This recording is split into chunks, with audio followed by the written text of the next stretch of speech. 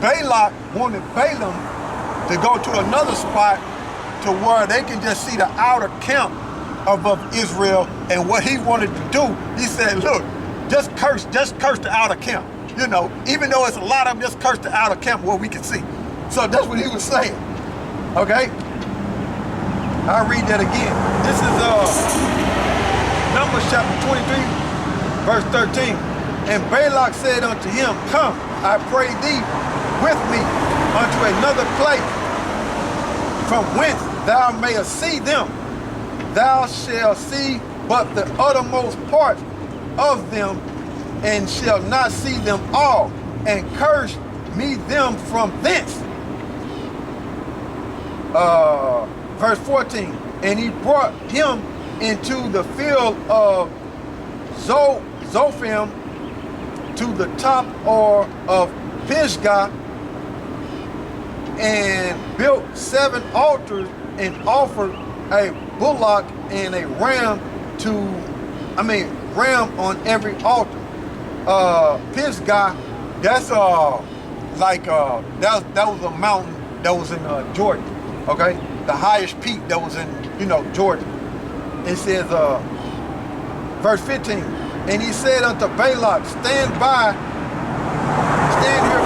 the burnt offering while I meet the Lord yonder. So he did it again. And then to carry on, if you read this chapter, it was 3 times that Balak tried to curse Israel. When you read this chapter, 3 times he tried to curse Israel, but it didn't work, man. So what I want to do is I'm jumping, but y'all can read the rest of the chapter, right? So I'm jumping to Numbers chapter 24, right? And I'm starting at 3. And he took up a parable and said, Balaam, the son of Beor, had said, and the man whose eyes are open had said. So the Heavenly Father opened the eyes of Balaam to where he can see clearly the future of the nation of Israel, man. He can see clearly the future, man. Okay? So I'll read that again. This is Numbers chapter 24, verse 2. And Balaam, this is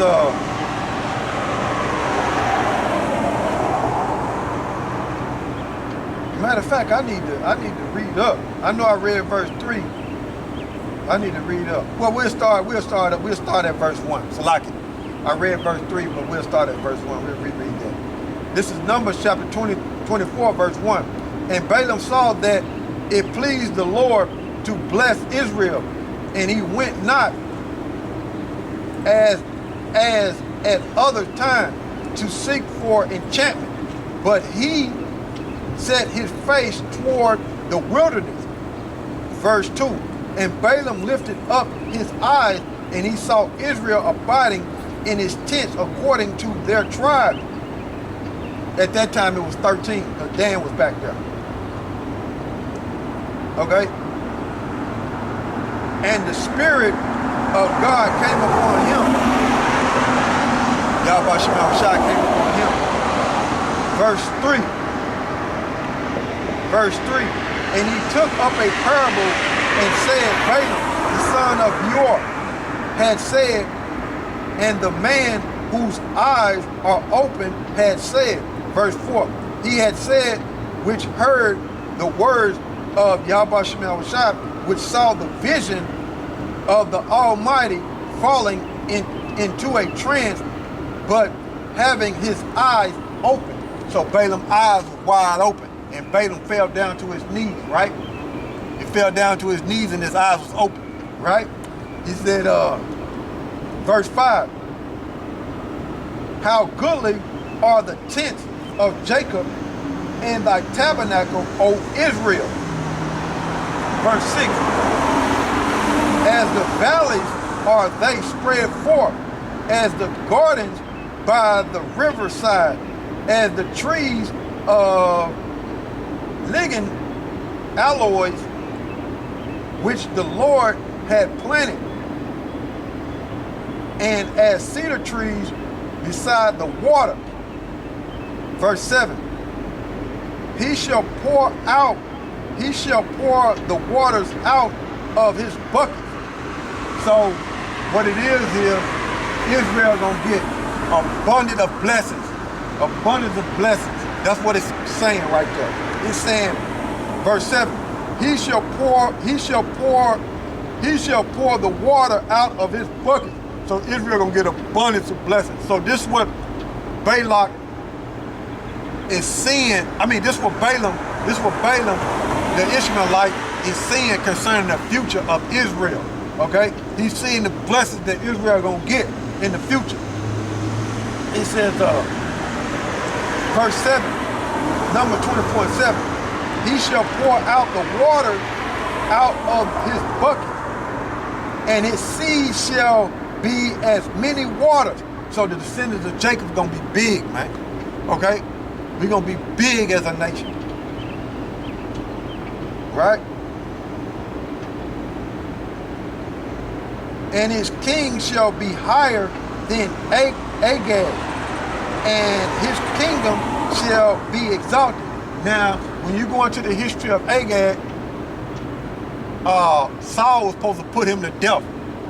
That was an Amalekite, okay? And Saul was supposed to put him to death, and Saul didn't do it. So, apparently, Balaam is comparing Agag, the kingdom as great, but he's saying that Israel kingdom is going to be greater than that, okay? And he was Agag was a so-called Jew. He's an Amalekite, okay? That's the head tribe of Edom, so-called white man, the devil that the Bible speaks of, right? Higher, I'll read that again. This is Numbers chapter 24, verse 7. And he shall pour the waters out of the bucket. A lot of blessings, man, abundant.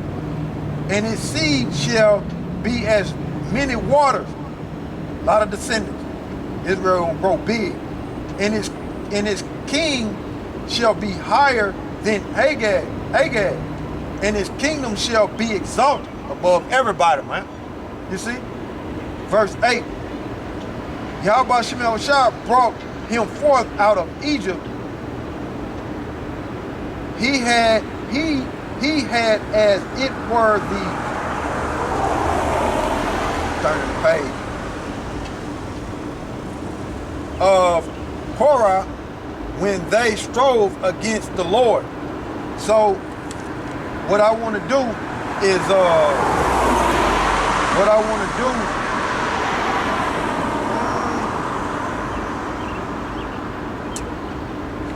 I done went too far. My fault. I read the wrong. Let me see. Was that 25? Y'all bear with me. Let me see something. I think I done went too far. What was the page? The page was sticking. My fault. The page was sticking. I read the wrong one.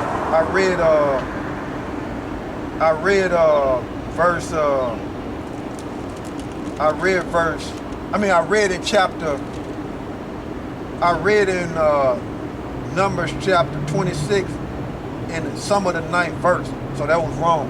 So I read this again. And my page was sticking. I read the wrong thing. Okay? I actually read in Numbers chapter 26. Right? So I read this again. Verse 8, Numbers 24 and 8. YAHAWASHI brought him forth out of Egypt. He had as it were the strength of a unicorn, an ox, right? He shall eat up the nations, his enemies, and shall break the bones and the pieces. He shall break their bones and the pieces them through with his arrows. So that's what it's going to be. So Balak is seeing the blessings, and he's seeing what's going to happen in the future to these nations. Okay? He's seeing what's going to happen. So what I want to do is carry on till we can get. This is verse 9. He crouched, he lay down as a lion, as a great lion. Who shall stir him up? Blessed is the blessing thee. Blessed is he that blesseth thee, and cursed is he that curseth thee. So that's what's going to happen to these nations, man. We're in this predicament as a nation of people. So look, guess what? This is what's going to happen to them. This is, let me go get it. Let me go get it. This is, y'all bear with me. Deuteronomy.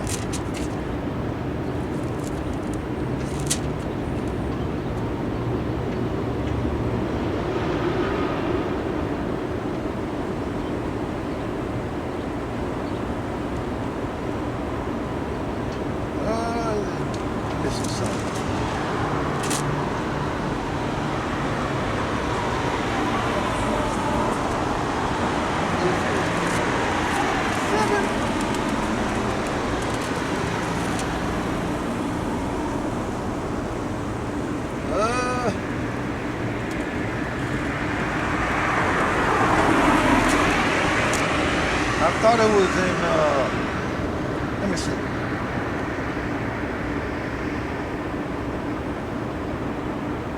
It gotta be 32. It gotta be 32. Let me see, 32. Deuteronomy 32 and,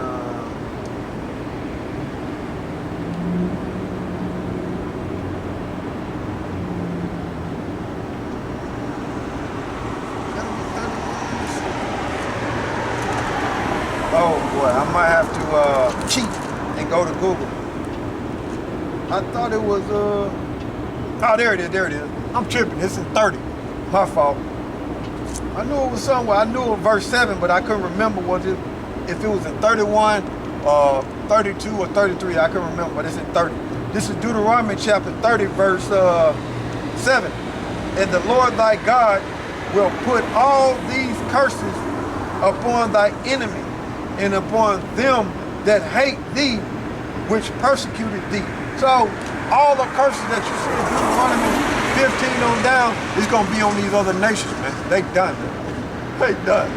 I don't know how they going to survive, man, but you know, YAHAWASHI going to preserve them, man. But man, these nations going to be, they're going to be out of there, man. Especially Moab, man. The way he's talking on that video, man, them as a nation, you know, in the future, they're going to be unhappy, man. They're going to be unhappy, man, because they're going to lose everything, man. You see? They're going to lose everything, man. Oh, boy, this is funny. What was we at? What was we at? All right, I'll read verse 9. This is Numbers chapter 24, verse 9. He crouched, he lied down as a lion, as a great lion. Who shall stir him up? Blessed is he that blesseth thee, and cursed is he that curseth thee. Verse 10. And Balak's anger was kindled against Balaam, and he smote his hand together, and Balak said unto Balaam, I called thee to curse my enemy, and behold, thou hast altogether blessed him these 3 times. Verse 11, therefore now flee thou to thy place. I thought to promote thee unto great honor, but lo, the Lord had kept thee back from honor. Verse 12, and Balaam said unto Balak, speak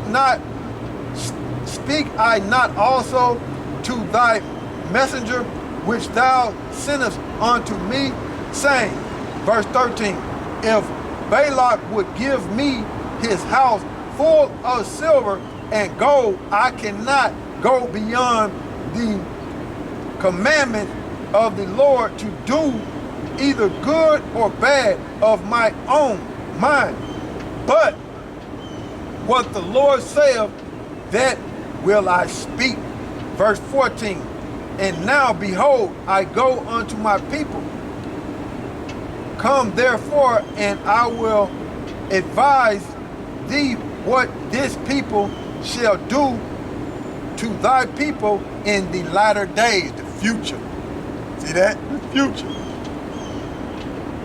Verse 15. And he took up his parable and said, Balaam to this, and he took up his parable and said, Balaam, the son of Beor, had said, and the man whose eyes are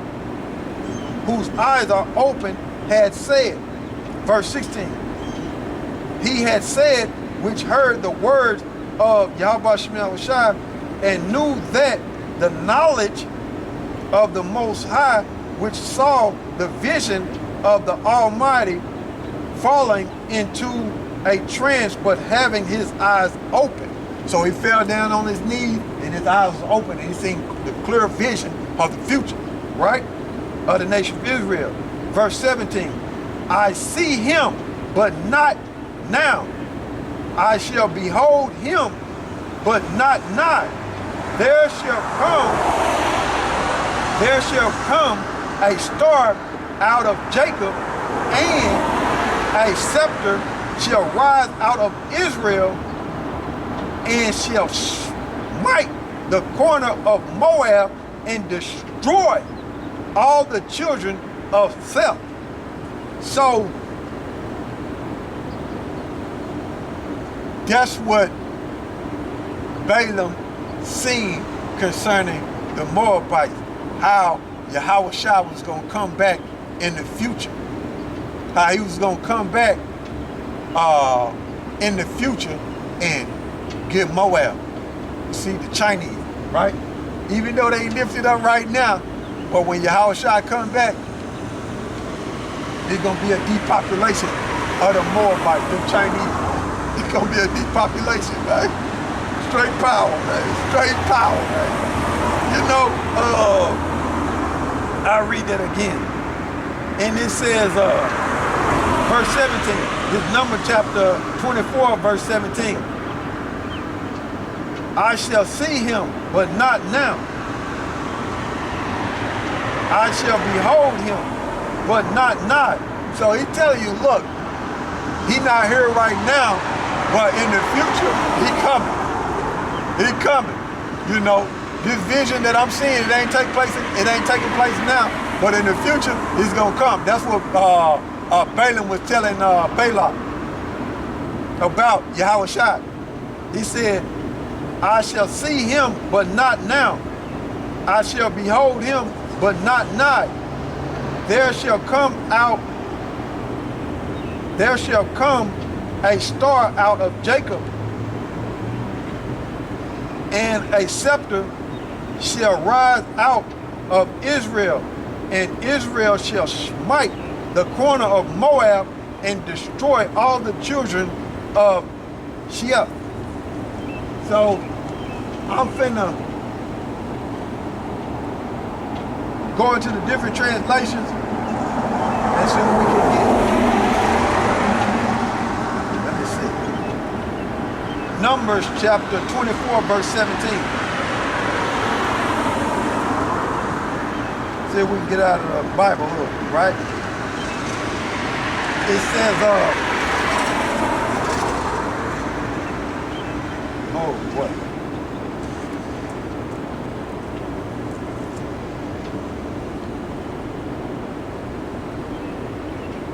It says, Numbers chapter 24, verse 17, the New International Version. It says, I see him, but not now. I behold him, but not near. A star will come out of Jacob. That's talking about Yahawashi. A scepter will rule out of Israel. He will crush the forehead of Moab, the skulls of all the people the skulls of all the people of Shia.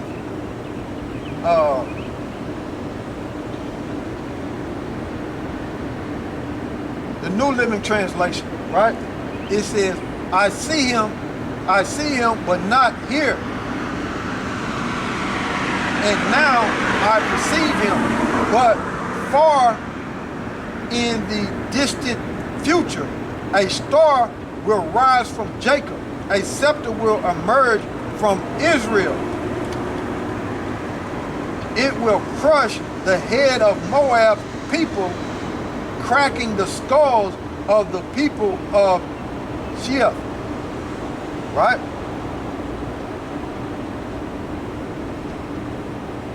Let me go to the Amplified. This is the Amplified version, right? Amplified Bible. I see him, but not now. I behold him, but not near. A star shall come forth from the descendants of Jacob.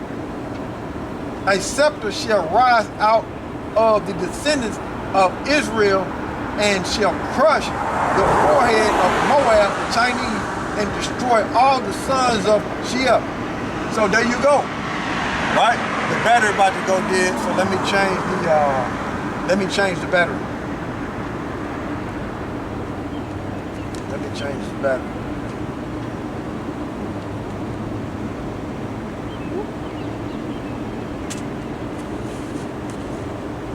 Change the battery.